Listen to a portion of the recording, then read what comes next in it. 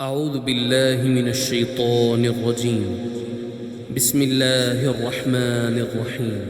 يا أيها المزمل قم الليل إلا قليلا نصفه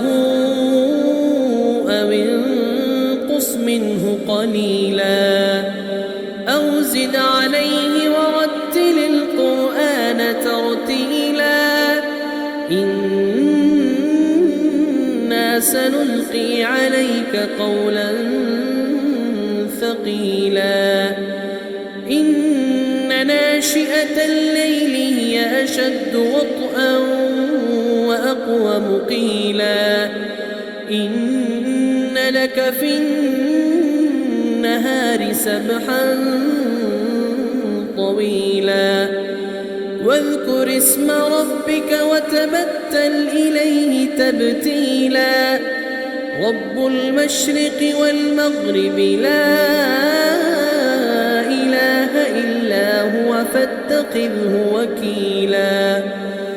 واصبر على ما يقولون واهجرهم هجرا جميلا وذرني والمكذبين أولي النعمة ومهلهم قليلا إن لدينا أنكالا وجحيما وطعاما ذا غصة وعذابا أليما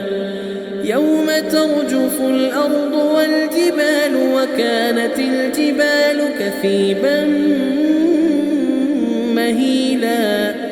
إنا أرسلنا إليكم رسولا شاهدا عليكم كما أرسلنا إلى فرعون رسولا فعصى فرعون الرسول فأخذناه أخذا وبيلا فكيف تتقون إن كفرتم يوما يجعل الولدان شيبا السماء منفطر به كان وعده مفعولا إن هذه تذكرة فمن شاء اتخذ إلى ربه سبيلا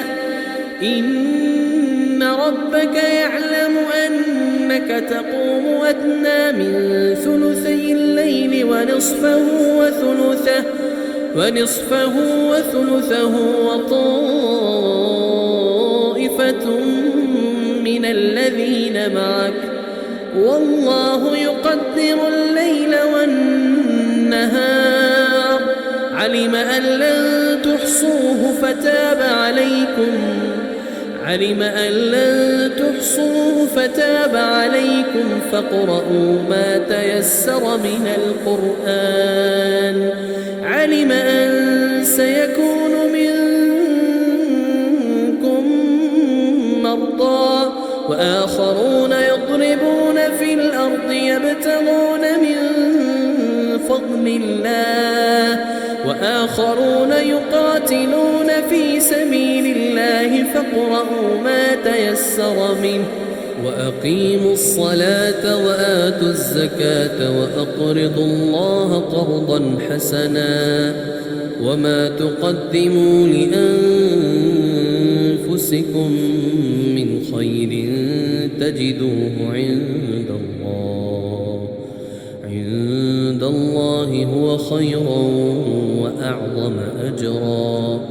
واستغفروا الله